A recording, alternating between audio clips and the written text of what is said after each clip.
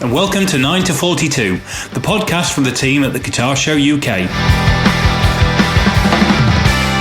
Join us for interviews, updates and chat with artists, influencers and those that manufacture the gear that we love.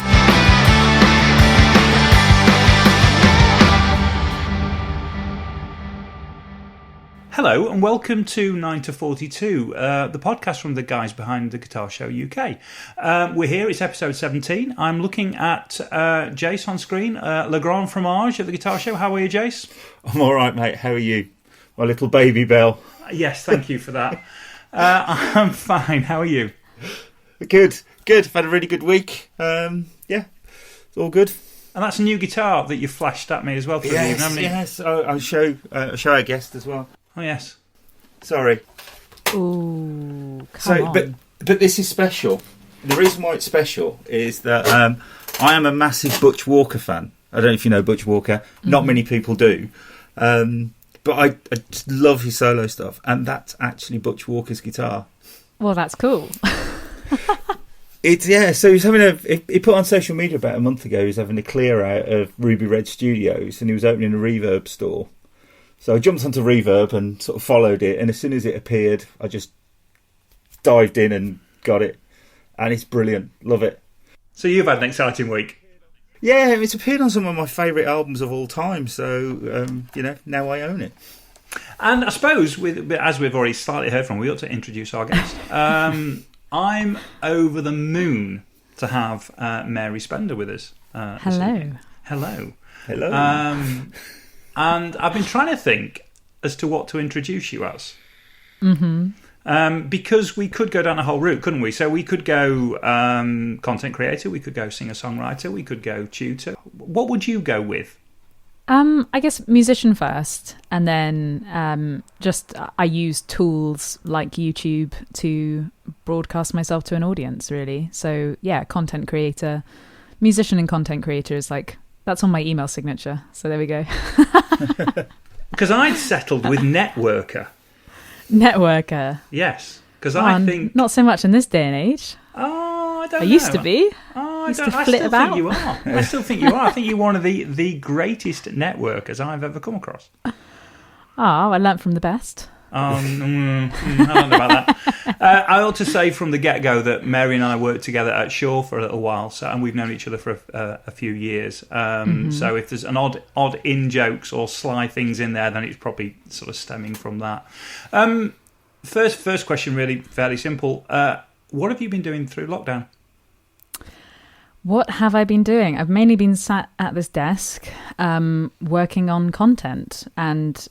actually, just to go back into our past history and why I'm happy to be on this podcast is because Jason obviously gave me a performance slot at the Guitar Show in 2017, January 2017, February 2017. I couldn't remember when it was. I couldn't remember if it was 3 or 4 years ago. And I think I had 300 subscribers on my YouTube channel then, and you just very kindly let me perform on stage, and then I did a little vlog, which probably got about 5 hits, but I was trying.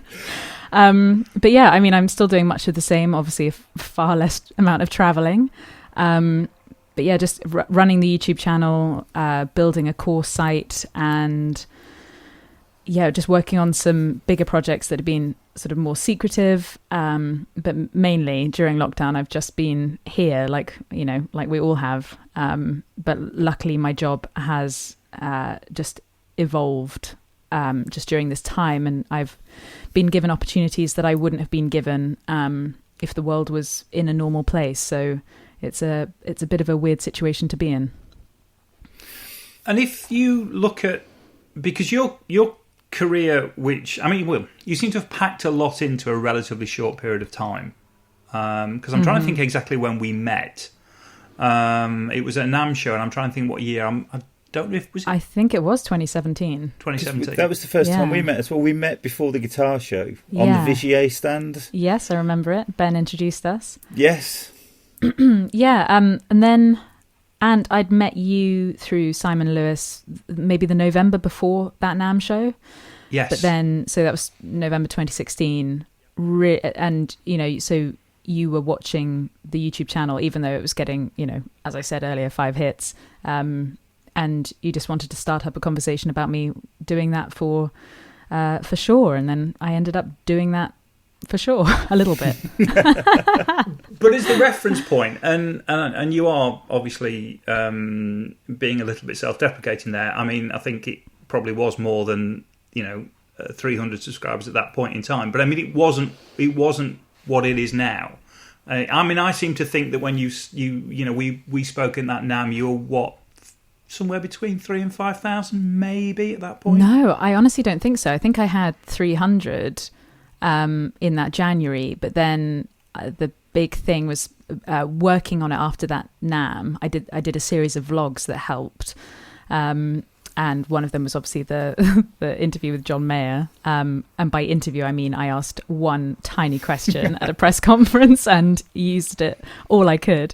And then I think it grew by... I had 3,000 in that May, and then I got invited on to Anderton's. And then it went from 3,000 to 10,000 over that summer. And yeah, I mean, it's been a slow, steady build. It's never been super. It's grown steadily over the last few years, but yeah, it has gone relatively quickly in the grand scheme of things. It's just funny because I booked you as an artist. I had no idea about the YouTube side of it. It was Simon Lewis that said, "Hey, I'm sort of like know this singer-songwriter. I think she'd be really good for the guitar show," and that was all I knew you as. So that's what I booked you as. Yeah, and I mean, I do kind of forget that I was still a gigging musician at that point. Like I was still on the circuit. I was playing, the tiny sort of 100-person venues, and I was trying to gig as much as I possibly could whilst working a day job. But yeah, YouTube kind of has, it kind of wiped the slate clean almost, which is a bit weird. But now I get to sort of show that I actually have a background in gigging and touring, and then just trying to hustle a little bit as a musician before then just sitting down and making some videos. And in terms of the musician side of it, I mean, and it isn't just guitar, is it? I mean, you're sort of is it right to say you're more classically trained? Yes. Just trying to branch more into that now that the trauma of doing classical music for so long has kind of wilted away a bit, and I'm starting to realize like it's something that makes me maybe a little bit more unique than other guitar YouTubers on the platform. So yeah, just ventured into making a video about the viola and sort of introducing it and sort of talking about some of its reputation. But yeah, I studied at Bristol University from 2009 to 2012, and then just pursued singer-songwriting after that. But yes, the classical music thing is coming back. Maybe it's something to do with people who played viola, because I always remember they were the most popular out of the orchestra people when I was in sixth form. I don't know why. I don't Surely know why. They weren't. There are too many viola jokes for that. No. At our school, it was definitely the viola kids were they seemed to be. I don't know. The cello and those girls were maybe a little bit too butch. I don't know, but getting into dangerous territory. Yeah, well, it's a long time ago, and nobody. Stop digging. Nobody I went to school with listens to this podcast, so we're absolutely those fine. Cellists were just playing the cello for your satisfaction, so obviously they missed a trick. Though actually, if I had to pick an instrument, I would pick the cello as my favourite instrument, bar none, in terms of how it sounds. Sad. I've just not never how it sounds. Just sad. I've just never been that bothered about cellists. Fair enough. But there we have strayed, haven't we? Just a little. Yes, we have. Absolutely. So let's try and put ourselves back. Right. Okay. So help me slot timeline together then. So 2017, 300 people on your YouTube channel, but you're already attached to Vigier at that point. Yes, because Ben Watsley sold me my first guitar when I was 11, and he was still in Salisbury. I think I bought my second guitar off him when I was 18. Maybe I was 11 or 12. I kind of get those years. I think I must have been nearer 12. he sold me my second guitar because he was still working at a place called Percy Prize, which is now a music room, or, you know, I'm hoping it's still there. And then he sort of announced that he'd, you know, he was a massive guitar nerd and well equipped in terms of his knowledge of brands sort of emerging. And he was a fan of Vigier before he joined. And to be honest, for the first, 8 years of me knowing about Vigier, I didn't think I would ever buy one. But then made friends with them through Ben and went to that first NAMM, sort of helped out with their booth, and then saw the GV Rock, which I ended up buying. And that it's sort of surf green, but it's called Revolution Green. That model just kind of helped me stand out a little bit more. People asked questions about what the guitar was, and I knew that was kind of important because obviously I could play the famous 4 and people would just sort of pigeonhole me, but I was just there being a singer-songwriter with this like crazy electric guitar. So yeah, Vigier have been there the whole time, really. We'll still play that GV Rock. Yeah, well, I mean, I'm assuming that's the one that's, you know, is the one you're invariably seeing with. I mean, so many of the photos you're playing that guitar. That's probably the closest thing to a Mary Spender signature, isn't it? Really? Well, luckily it's quite a limited guitar anyway. There aren't that many of them, so I can pretend like it is, but it's not. It's not at all. Have you not got a Sharpie and put your signature on the headstock? No, that's not something I've done to my own guitars yet. I think I stopped drawing and putting stickers on them after my first one went terribly, terribly wrong. Right, okay. Okay, are you sure you haven't put your signature on it? I'm pretty sure. Oh, I'm pretty sure. We had a colleague at Shaw that would have drawn something on it for you, but it's probably best we don't go anywhere near that. Oh my, yes. Bless him, I hope Jay's well. So he's not listening to this. No, he's not listening to this either.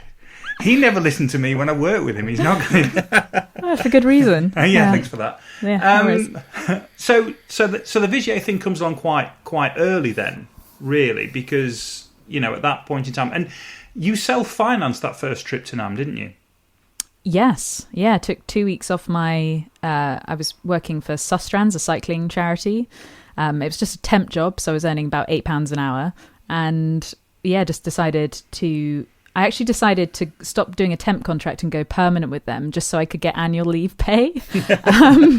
And then I took that annual leave to go to NAMM and then just, you know, ended up working at NAMM, but in the field I wanted to be in. And I just remember walking around and just being like, hang on a minute, this is the part of the music industry that actually has money and they actually treat artists right because they don't have to make money out of artists.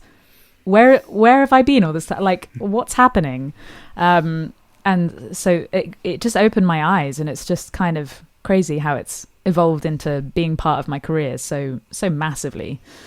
Yeah, and that's really unusual because for so many people who might end up being an artist for a brand or a demonstrator for a brand or affiliated with a brand, invariably they would come through probably working in a music store.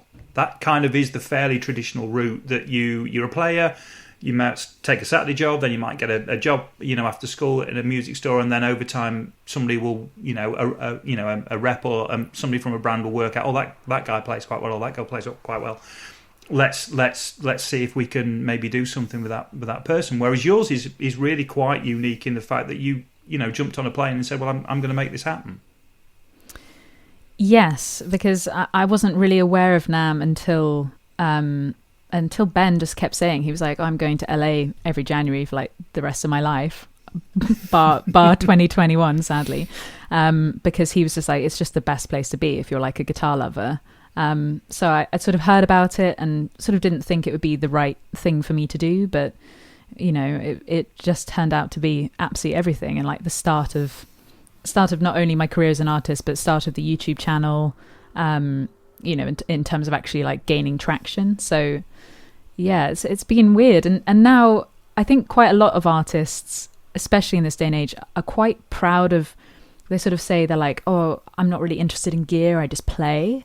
And I'm like, well, I like playing, but I'm also interested in gear and I want to know what's happening. And it's a really exciting industry just to sort of, you know, I'm viewing it now. I'm not part of it anymore. So so much so, other than sort of reviewing certain things if companies I love get in touch. But it's just quite interesting. And obviously, like, I'm pretty glad that obviously you guys might be able to tell me more information, but from what I've seen online, like, more people are picking up musical instruments more than ever, thanks to lockdown. So the industry obviously is crippled in some aspects, but then flourishing in others. So it's great to see. It has been interesting, because obviously we've been talking to lots of people on this podcast who have, we're talking to Thorpe, who's practically working 24 hours a day to keep up with the pedal demand, and on the same token, because I work at BIM in Birmingham,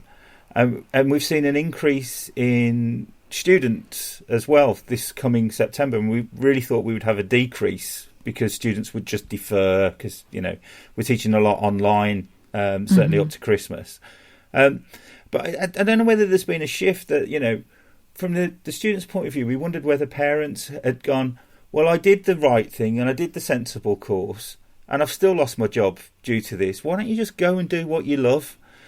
And I think that maybe that has had an effect, and I think a lot of people have picked up instruments again during lockdown, because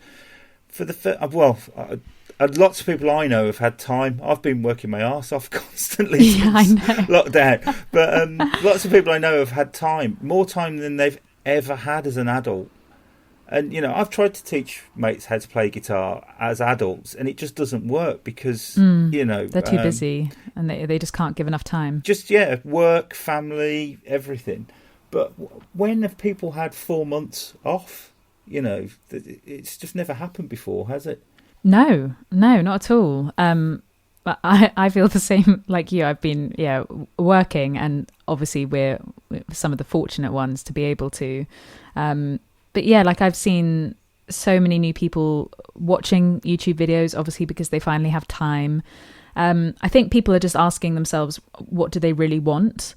And just realizing, like, your life can really, really run away from you very, very quickly.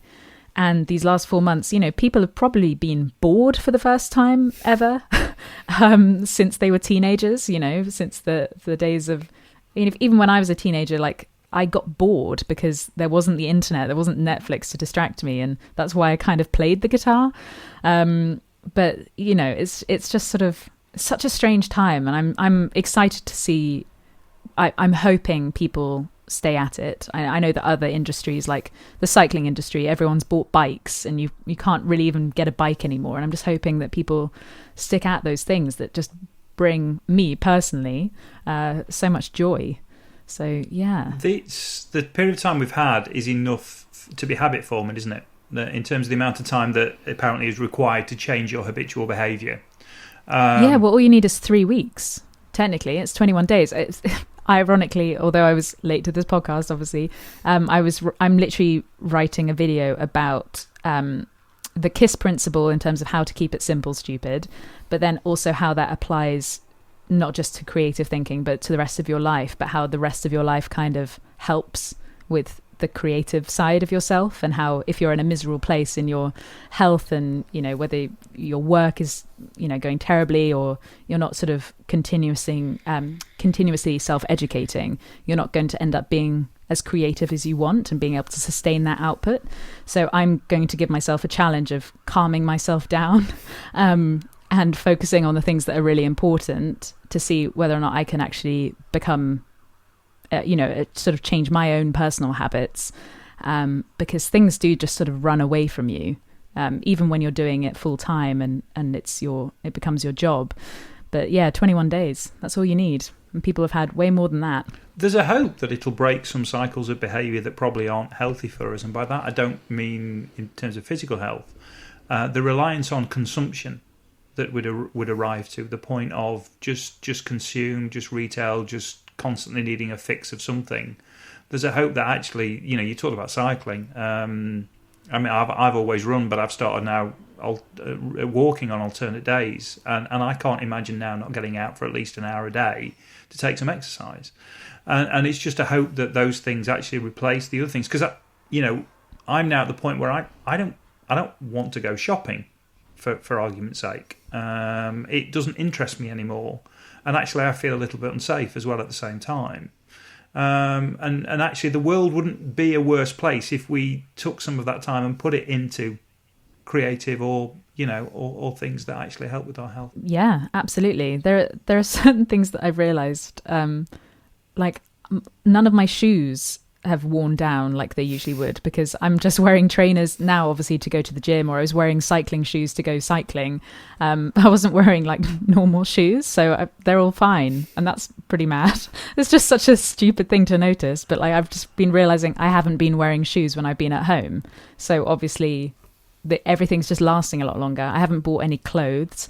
The weddings I was going to have to buy dresses for have all been cancelled, rearranged. So this year has just been kind of like a put everything on hold, whether it's your shopping habit, whether your commute has just been killing you for the last 10 years or whatever it is, like that's been put on hold. And just hopefully businesses will just start to realize like their employees still work really, really hard, whether they're at home or whether they're in an office. I actually personally think people procrastinate far more in an office from my own experience, because I did that. And it would always be a catch-up time, whether it was at Shaw or whether it was in finance. Like, it's so difficult to concentrate in those sorts of environments. And when you're at home, like, obviously this is where I spend most of my time doing my work now, but you're just so much more productive. And then also just being able to put your laundry on and just simple things like that while you're sat here, or, probably people having to take care of kids. Like, the world has just completely changed. And I just don't think I think it would be stupid to try and make it go backwards. Yeah, I went to work for the first time on Friday. So I went to the uni for the first time since something like the 19th of March or something. So it was the first time I'd done a commute on Friday morning. And it was like, my alarm went off an hour earlier to compensate for the fact that I can't just walk downstairs and come into my office where I've been working. So that hurt. I had to put shoes on, like you said. I've only put shoes on to go and get food shopping in the last 4 months. That hurt. It was just really odd. I'd much rather stay at home, thank you. I know. Everyone is getting a little bit more insular, aren't they? So I know that people are moving out of London because they're like, I don't want to be quarantined in London anymore. And everyone's sort of, they're definitely moving down here. But yeah, I'm intrigued. I do imagine most of the world will go back to normal. And obviously there are so many trades that, it can't be avoided. You either have to go to a specific place to, deliver that lecture to students, or, my mother is a nurse, like she has to go and care for patients. So obviously some things just won't change. But yeah, other industries, particularly creative industries, can just take a step back and calm down a bit. Let people have a nicer time. Yeah, I completely agree. I mean, I've taught online. I've been teaching online since March. It's not the same as standing in a room full of adults.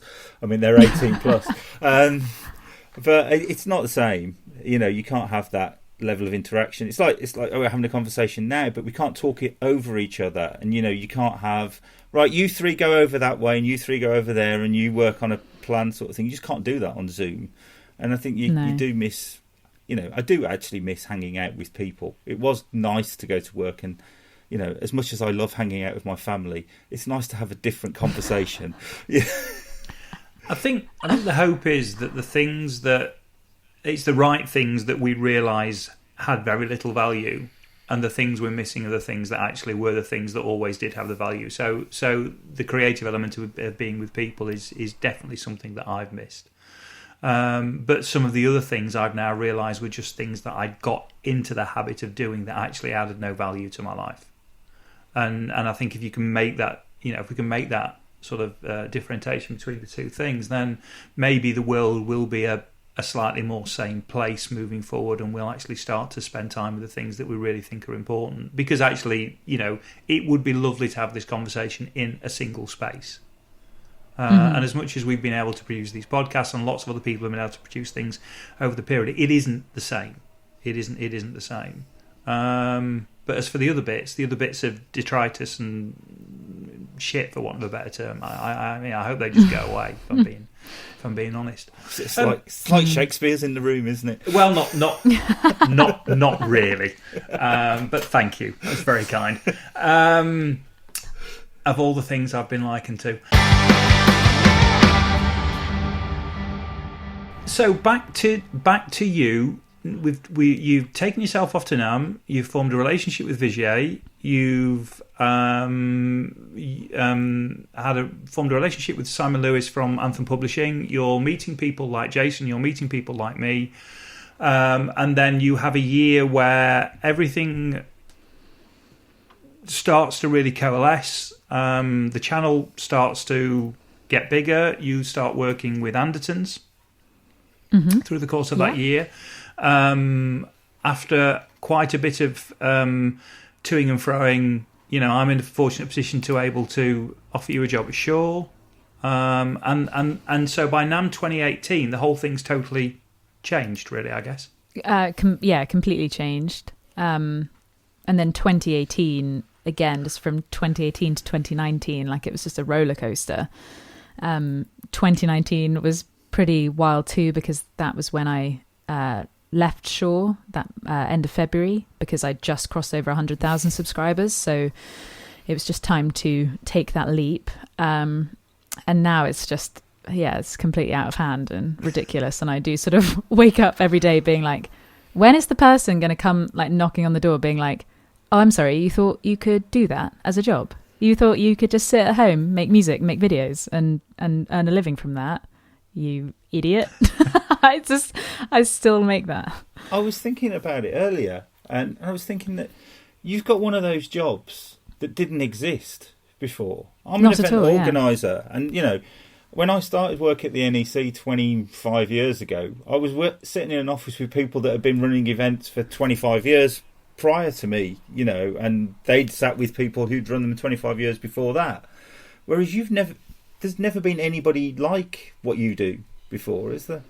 No, and I'm very, very aware of that and realizing that there is no blueprint for this kind of job, and that's why I get a lot of.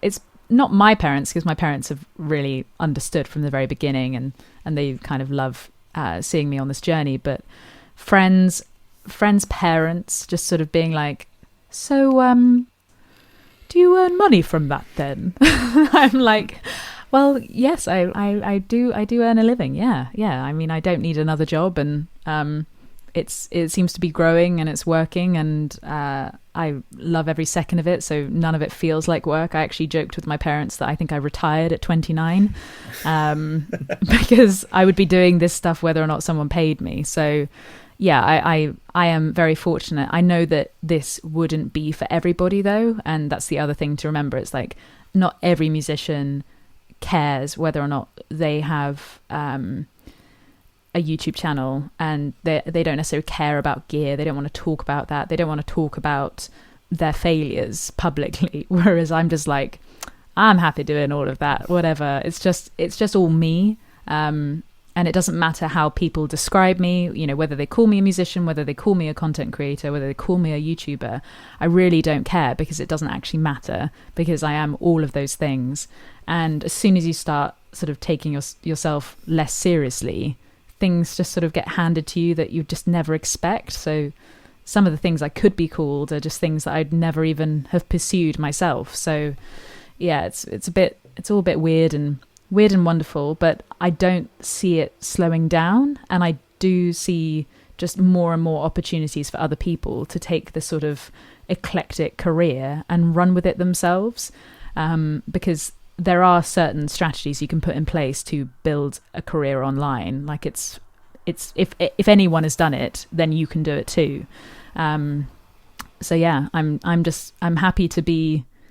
I don't feel like I'm at the forefront of YouTube, obviously, because it's been around a lot longer than I've been on the platform, but it seems that people are finally starting to take it relatively, like, again, not seriously, but kind of along those lines, where it's like, oh, okay, that's a career now. You're gaining traction, you're gaining an audience. Those things are important even in the traditional sphere of the music industry or any industry. As soon as you have eyes on you, that makes what you do valuable. So that's quite exciting. So have you got an end goal for this? Given that no one's done this before, do you know where you want to take it?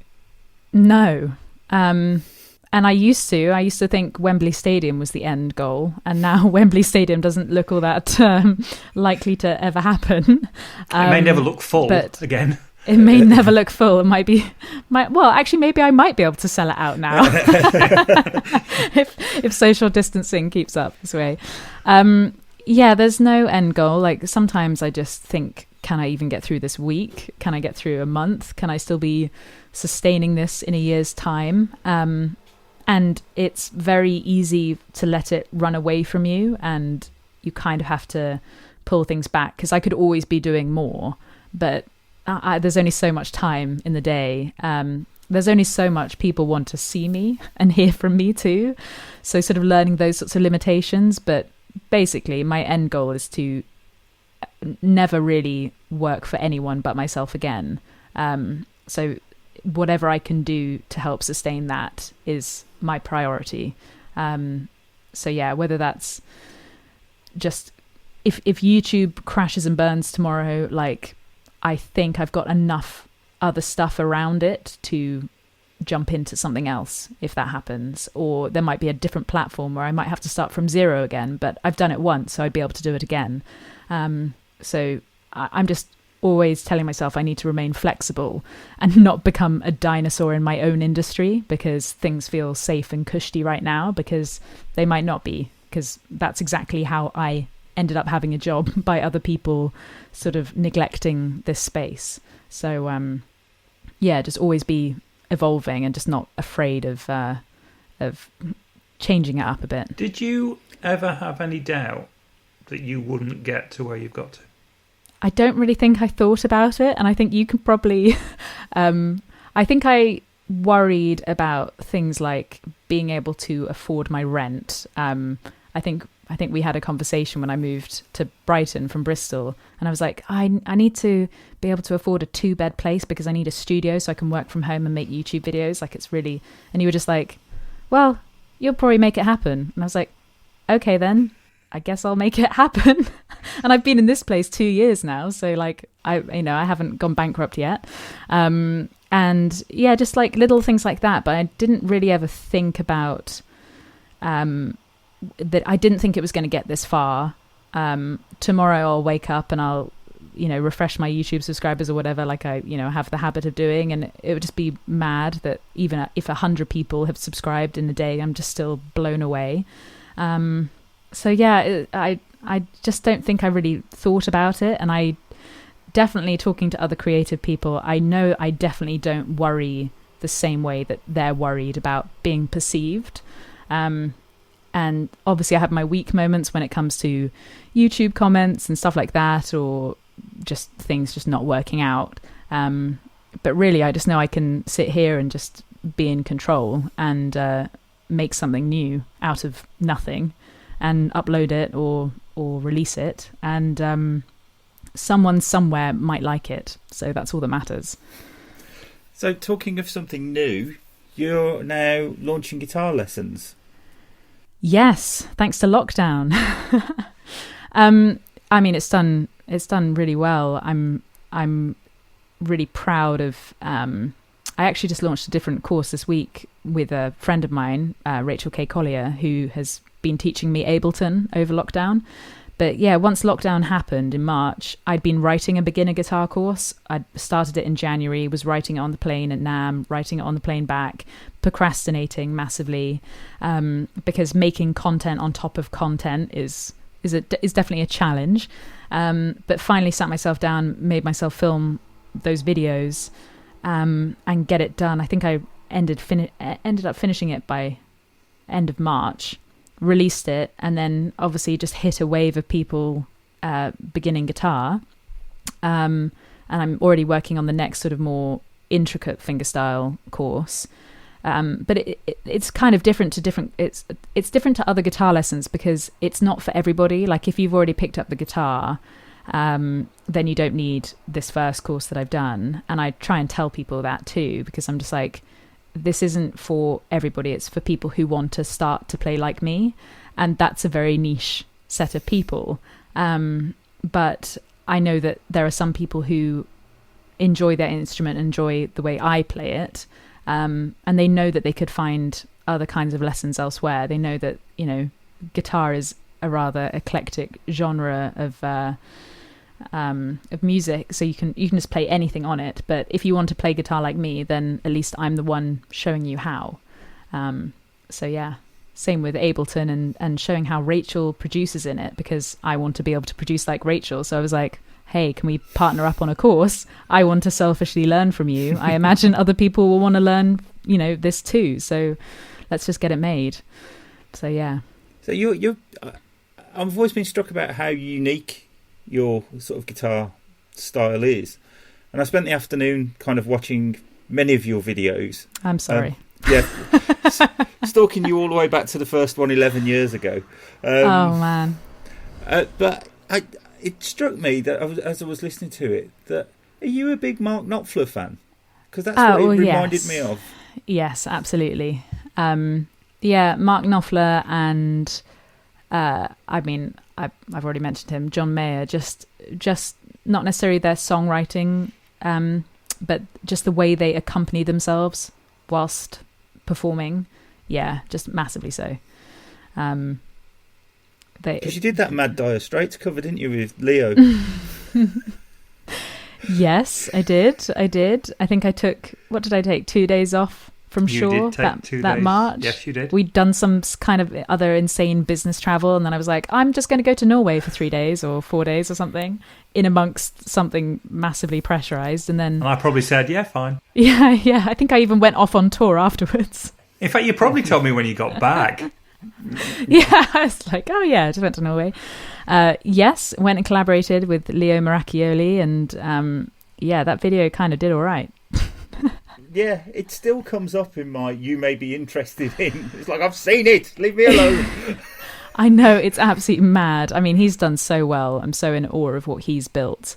And then, he didn't need me to make that video, and yet I did say to him, I was like, hey, have you done Sultans of Swing yet? Because I think it would be ace, and I'd love to collaborate on it with you. And he was like, sure, come over to Norway, come and hang out. And so I did, and then it got, 26 million hits or something mad. But yeah, I still need to do I've been working on an arrangement just for solo guitar, but I just haven't had the confidence to sit down and actually film that, because it's gonna take a long time to get that performance in one take, and I really want to do it in one take just for my own ego. Well, we were talking about Dire Straits briefly off air while just before we started producing. I'm not going to mention the fact that you were 25 minutes late, so don't worry, fashionably late like any musician. But Jason, you've never been a Dire Straits fan, have you?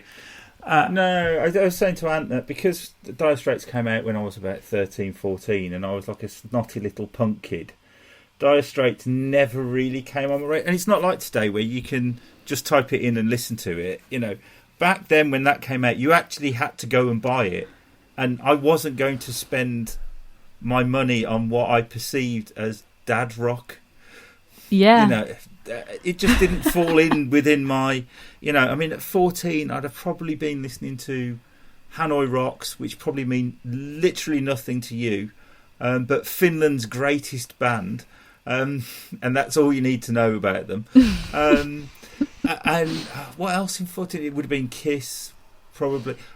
Basically, just a thing for men in makeup was basically my thing in 1984. Oh, so that's why you've got the makeup on right now? Yeah, I wear it all the time. That makes sense. Yeah, the kids love it. So as Jace doesn't get Dire Straits, and the only reason I ever had kids was the fact that I'd listened to dad rock most of my life, and at some point figured I needed kids to go with it. Mary, which Dire Straits album should we point him towards? Well, to be honest, the thing that was most influential, because again, we didn't really have all their albums. I think my dad must have had some of their records, but we had Mark Knopfler's solo record, Sailing in Philadelphia. Brilliant album. And that was the so although I love Dire Straits, like Mark Knopfler's solo stuff was the stuff for me, and I just remember listening to it on car journeys. But we really, I mean, this sums up. I don't know what my parents did for me to like their kind of music, because I know that often you don't want to listen to the music your parents listen to, and my mum had that with her folks, and my dad had it with his, and yet I grew up on Mark Knopfler, Dire Straits, Joni Mitchell, Tracy Chapman, Alison Krauss and the Union Station often, and other sort of like bluegrass and kind of like dad rock, but kind of nice, calming dad rock. I grew up on the Stones, kind of, but I never really gelled with the Stones and the Beatles. Like, I just haven't educated myself enough, and I didn't educate myself on the Beatles until I got to university. And obviously I was an absolute idiot for not doing so sooner, but it sort of meant that they sort of came around as my own discovery again. But still, nowadays, like I listen to some terrible music. Sometimes I don't even listen to music now, and it's just sort of, it's all a bit strange. It's kind of why I'm having to force myself to research things, like things that I've definitely missed because of the classical music education. So I was like spending most of my time listening to that because I was being forced to. So I have Eric Clapton's autobiography here, because I've missed out on all his life, and I was just like, I don't even know what makes him special. Oh, it's rubbish after the mid-70s. Don't worry about it. When he sobered up, it got really boring. When they took the heroin away, he was complete tosh. All right, good to know. Good to know. I'm still in the early stages, so yeah, I want to force myself kind of to re-educate myself on quite a lot of the music that I've missed, but also be free enough. And I love anything. Like, if the Leo video will show, like, I used to love listening to metal music, so I wasn't ashamed of being in a metal video.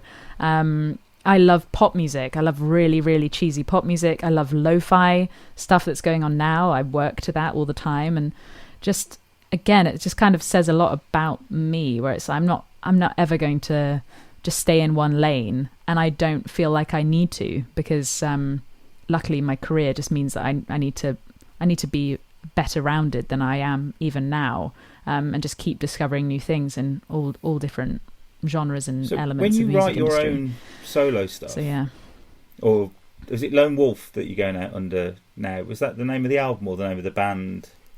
Yeah. That was the name of the record. Yeah. Do you pigeonhole yourself going, it's got to sound a certain way, or are you quite happy to chuck all of those elements in? I think maybe I was a bit more all over the place when I was younger, trying to do, I think I even recorded an EP called the Eclectic EP, because there was a song that was acoustic, there was a song that was kind of folky, sort of country, and then there was like a weird jazz fusion song, and then there was a rock song or something. And I don't know, I've never been able to define my sound until now, where I'm like, okay, well, the distinctive things for me are my voice, my vocal range, and then my guitar playing style. So if you can hear those two things, it doesn't matter what else is going on behind me, you'll be able to figure out it's me. So that's kind of my priority. With Lone Wolf, it was a bit of a concept album, so it's full of slide guitar, it's real drums. I went around America last year and kind of like picked up my favorite musicians and just got them to record their parts on it. So yeah, it just sort of turned into my sort of like supergroup band. So it's quite sort of traditional sounding for any kind of like rocky. It's kind of rocky. It gets a bit bluesy, but it's not blues. So yeah, now I'm sort of venturing into just what is right for the song rather than what is right for me and my audience, because I think as soon as you start pigeonholing yourself, then you just get into trouble again. And yeah, with any different subject I pursue on YouTube, I can find a new audience. It will just sort of point me towards a different kind of person, and that's really enchanting to me. It's like, I don't know who that person is. Where are they living? What are they usually listening to? What are they going to be sort of switched on to? And yeah, it's just all kind of exciting and diverse. So I noticed when I was watching your videos that are you filming the videos yourself? Are you capturing all of that? Because there's a ton of sort of like that kind of America that when you go there as often as we do, you realise doesn't really exist. But all British people love this kind of idea of, you know, the romance of your pulling into Memphis road signs and stuff like that. Have you filmed that and edited all that yourself? Yeah. Blues Duet was filmed by me. I just bought a Canon DSLR at the time, and the only lens I had was a 50mm. So the only lens you need. It is the only lens you need. So yeah, that was just sort of an amalgamation. Kind of just was capturing my trip. I went there in 2014 and stayed there for a few months, and then just came back and edited the footage on a really old rusty laptop and just came up with that little music video. This is the New York one as well. Oh yeah, that was Long Island City. Shot that last year, edited that. I did get help from Adam Neely, my friend, to shoot some of the outdoor scenes because I was going to have to leave my camera on a street in New York otherwise. Yeah, there was a bit when you were walking down the road and I was like, how did she do that? No. So he held the camera for me. The irony with that was that we actually ended up shooting. I was trying to be all fancy and slow-mo, and this is how many mistakes I make filmmaking even now when it's my job. I shot it in 720p when there was an option to do it in 1080, obviously, but I still just managed to put it in the lowest res I possibly could on my camera, even though I'd been making YouTube videos for 3 years by then. So luckily it blew up and it was fine. Gave it a nice lo-fi look, didn't it? Yeah. It has a kind of like a soft look, I'd say.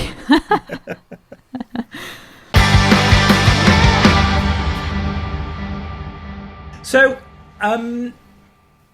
we were talking before we started about perfect albums. Not favourite albums, but perfect albums. And Jason and I both agree on an album we both think is perfect, which is a Rolling Stones album. We both think XL on Main Street is a perfect album. And by that we just mean there's nothing you would change about it at all. So the question, I guess, to you is, because we then went through, we tried to find others, and we were struggling to find very many of them, and we were arguing a bit about the Beatles, and we probably both agreed on Revolver, and that was about the only one. So what's a perfect album for Mary Spender? Well, so I've been having this discussion with friends recently, because as soon as you start sharing an opinion on a piece of art, you have to remember that there are two lanes. So there's the critically acclaimed piece of work, which can obviously involve albums, can obviously also relate to sales and how popular it was, and then how perfect it's been perceived. But then there's the things that hit you personally at the right time that can also be seen as perfect, but it's only seen as perfect to you. So in one way, I'd say like Katie Tunstall's Eye to the Telescope fits both of those, because it was deemed as like, it's just a great record. Like every song is just a hit. But then also it just hit me at the right time. Like I was like 14, 15 when that came out, and I just saw this woman standing up on stage rocking out with an electric guitar, and I was like, oh, that's what I want to do. That's what I want to do. And then it just happened to be an incredible record too. So that's the first one. But if I really thought about it any longer, I kind of wonder what I would come up with. I guess Battle Studies by John Mayer, which is a bit controversial because everyone says Continuum. But I actually just prefer Battle Studies, again, because when it hit me when I was like 19, 20, and that was when I was just starting to take the leap into fingerstyle guitar rather than strumming with a plectrum. So yeah, then, man, what are other ones? It's actually quite hard. Oh, it's an impossible question. It's impossible. And you kind of have to define it by those two options, right? So you have to say, what's the album that hit you at the right time and place that is so significant to you now that you deem it perfect? Or, what was the thing that was just massively popular that, people all just deem as great? And like, I'm trying to think of other things, and now I'm just like having an absolute mind blank. We went through quite a lot. It's actually quite. It's probably an evening's conversation that over a number of bottles of something. But we very quickly were struggling because you think about it and you go, right, okay, well, what about so and so? Because neither of us really rated. Not possible to say you don't rate it, but I wouldn't say Sergeant Pepper was perfect. No, but you can't say it wasn't iconic. No. So it's kind of like, it's super tricky to define those kinds of albums because they are legendary for a reason, but is anything perfect? No, because like it's all subjective.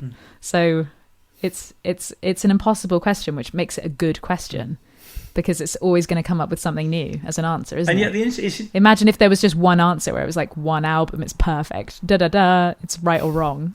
And then you just cut that person off after they've said it or not said it on the interview. well, it's Afraid of Sunlight by Marillion, but we'll leave that one hanging and just... All right.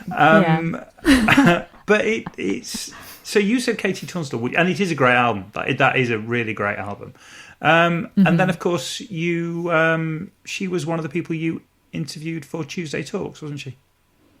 Yeah, again, when I had no right to do such a thing. Like that, I feel like that's what my career is kind of. I've just always been in the right place at the right time, but then also people have just given me this strange opportunity, which never happened to me before, with the sort of traditional route of songwriting. But the YouTube channel was just so weird and wonderful. People were like, "Oh, you've got." I think I had 17,000 subscribers at that time, which in the grand scheme of things is not that many. But at the time, people were like, "Oh, that's pretty good." And like, even if the video got 1,000 views, it was like, well, that's better than not having 1,000 views. It's not being in the right place at the right time. There are loads of people that are in the right place at the right time, but it's the ability to say yes at the right time that actually, that's what you have to remember. That this stuff happened because you said yes. Well... Or you shouted a question at John Mayer from the back of the room. No, I was in the front of the room. That's why I got picked. All right, okay. Yeah, well, and the funny thing about that, and again, just something I've been writing recently, is like, I did everything wrong in terms of like what you would usually do as a normal human being. So I did live off absolutely no sleep for 3 years. I did get very unfit and unhealthy because I wasn't eating right, because I was eating wherever I could, whether I was traveling or staying in a hotel or whatever. And that particular day, I think I'd flown back from Chicago with you, Ant, and that was after my first week of work. Went to the Boss event, their 40th anniversary, and she happened to be there doing a little presentation, and my friend Matt was just like, yeah, so the interview's going ahead, all right? And I was like, yeah, great. Not having slept whatsoever on the plane back from Chicago, suffering from jet lag. I think a normal person would be like, I just can't do it. And I was like, this is what will separate me from the rest. Even if they all think I'm mad, I don't care. And she even thought I was mad. She was like, you just got off a plane. I was like, yeah, I went and I fell asleep in a taxi on the way to my friend's house, and then I had a shower there, and then I came here. And I was like, okay. So yeah, and I think I still try and push myself to do those sorts of things. It's like, oh, is this the point where other people would quit? Possibly. Something I did recently was just absolutely insane, and two things just revolving in this room. One involving a 24-hour live stream for charity, and then the second thing was being part of a campaign for Apple, which was kind of behind the scenes, but it was this sort of press thing, and I was the only person in the UK. Everyone else was in the US, so I had to stay up very, very late, pretty much for a week, and kind of jet lagged myself whilst being at home. And I was just kind of like, well, yeah, this is something that other people wouldn't do. They just wouldn't say yes to this. They wouldn't. There was no like defined job at first either. They sort of came up with the project idea as we sort of all went along, and it evolved into this kind of magical thing. But yeah, there's just a lot of moments like that. But then I'm also like, well, I'm probably a bit of a weirdo sometimes about this sort of thing, and the things I want to achieve aren't normal, so I can't live a normal routine. I think it comes back to that question I asked you earlier on, where I said, did you ever have any doubt? And because the thing is, the most striking thing I'll never forget meeting you, and I'll also never forget the meeting that we had in Nam back in 2017. And the abiding memory for me was that there was no doubt that you would get to where you are now and be doing what you were doing, and will continue to do those things for however long you want to do that, because it was so obvious to somebody looking from the outside that you were so focused and so driven and so absolutely in command of everything that you were doing that you would bend the world to be the shape you wanted it to be. But it was just after a lot of years of not behaving that way. So there was a lot of time where I did have doubt. I didn't have the confidence to go up and walk, go up and introduce myself to somebody, whether they were a stranger, whether they were someone they were famous or whatever. It didn't really matter. But I didn't have that confidence for a really long time, and I achieved nothing. So I've learnt how to do this. And again, the whole thing of like talking on camera, it's all learnt behavior. And that's why I try and say to musicians now, like, if you want to be doing music for the rest of your life, then you need to look at this route, because it provides you complete independence, creative control, and money in the bank. Because there's no in between with the traditional music industry. You're either really, really famous and very, very successful, Katy Perry, and you can name those people on two hands, or you're absolutely broke, like I was for a very long time. So you kind of have to find this middle ground, and that's what I think YouTube is actually doing for artists, and well, just the online space in general.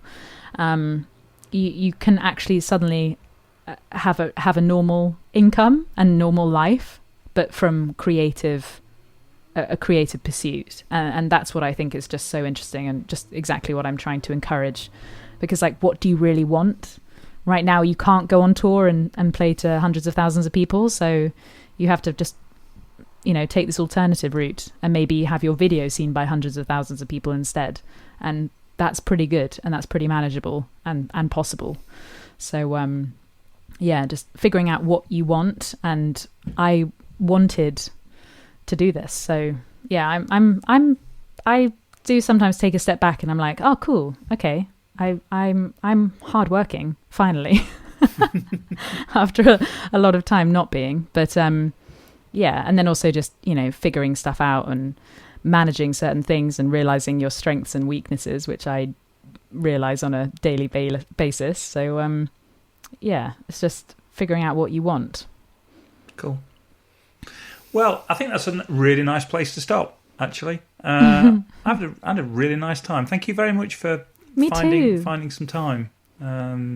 No, thank you for having me, and thank you for being patient. It's been nice to see you. I mean, the last time I actually saw you, you didn't see me. You were rushing through the Sheridan Hotel at Nam, and I went, Miriam, she's good.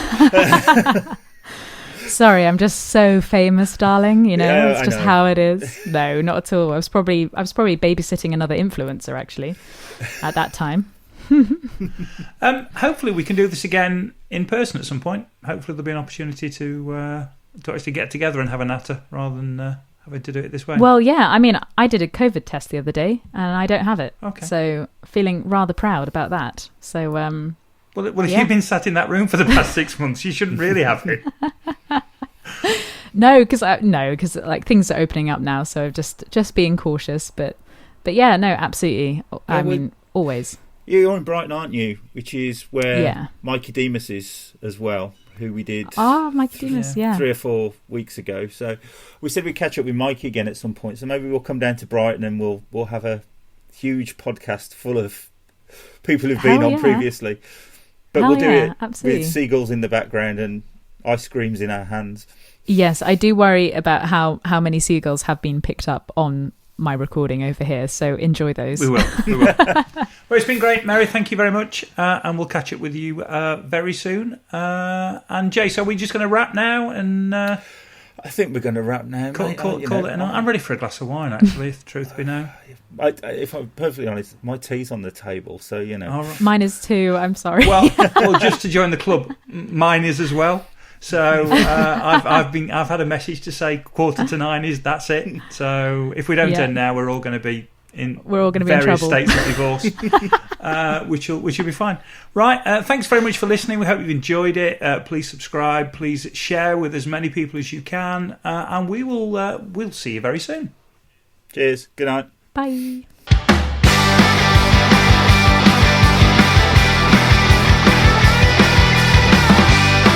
Thanks for listening to 9 to 42, the podcast from the team at the Guitar Show UK.